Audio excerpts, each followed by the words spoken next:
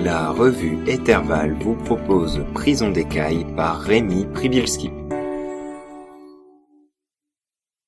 Au loin, un amas rocheux perça les flots. Simple point noir sur l'horizon, leur périple marin s'achevait enfin. Les ténèbres dans le regard de Jade s'estompèrent soudain. Elle cligna des paupières, dévoilant 2 yeux dévorés par l'incandescence de sa détermination, et afficha un sourire. Il n'était pas teinté d'ironie ou d'insolence face à la violente bataille qui s'annonçait. Non, il s'agissait d'un vrai sourire, de l'émotion profonde qu'elle ressentait, comme si elle s'imaginait déjà dans les bras d'Hercule, son fiancé. Elle repoussa les mèches de ses cheveux blonds en arrière, et fixa l'île lointaine avec encore plus de force. En signe de défi, elle dégaina l'épée de son fourreau, et la pointa en direction de l'amas rocheux qui bosselait un peu plus l'horizon à chaque vague supplémentaire parcourue par le bateau. Elle resta la lame tendue ainsi quelques secondes, sachant pertinemment que 2 petits yeux la fixaient sans relâche. À quelques mètres de là, Gaspard se sentait de plus en plus nerveux. Il observa le ciel à nouveau. Aucun des siens ne se trouvait à proximité. Il avait tenté de les avertir, mais ses cris lui avaient valu une sacrée entaille dans son aile gauche. L'épée de sa tortionnaire emportait encore le sang séché, comme un rappel destiné à le mettre en garde. Le petit dragon bleu ondula son long abdomen pour s'avancer en proue du chalutier.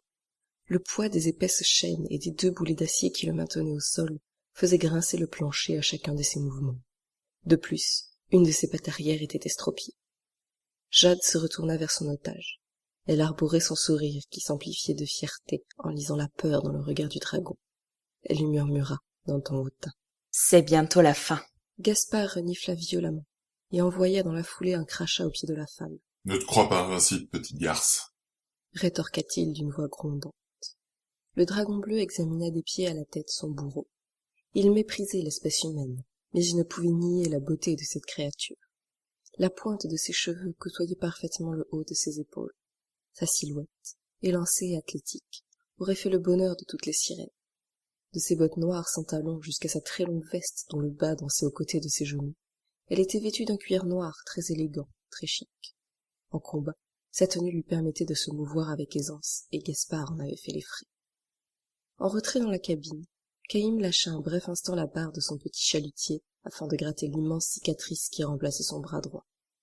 Au travers de l'emmanchure de son débardeur bleu trop serré pour son imposante musculature, 3 trous à demi béants encerclaient sommairement l'ancienne plaie et ridaient les aléas du processus de cicatrisation. D'un œil expert, il lut les différents paramètres de navigation donnés par les nombreuses montres attachées à son bras gauche. Accessoirement, il se renseigna sur l'heure et apprécia se sentir en avance sur le timing que lui avait fixé Jade. Il ne s'agissait pas là d'une traque lambda, d'où l'importance du paquet d'argent qu'il allait amasser. S'il revenait vivant, tout en ayant retrouvé le fiancé de la dame, le marin manchot n'osait même pas penser à quel point il roulerait sur l'or. Il vit à ce moment le dragon des mers ramper sur le pont, s'avançant vers la charismatique femme en noir. « Le ver de terre fait son sport du matin, on dirait. » rit-il seul dans sa cabine. Il n'aimait pas ces créatures et ne s'en était jamais caché. Là, en partie, résidait un des plaisirs de cette mission commando. Tout en grattant sa cicatrice, il imaginait déjà sa vengeance, une fois arrivé sur l'île des sirènes. À la proue, Jade se retourna vers l'horizon et ferma les yeux. En une fraction de seconde, elle revécut les événements qui l'avaient poussé à mener ce voyage en mer.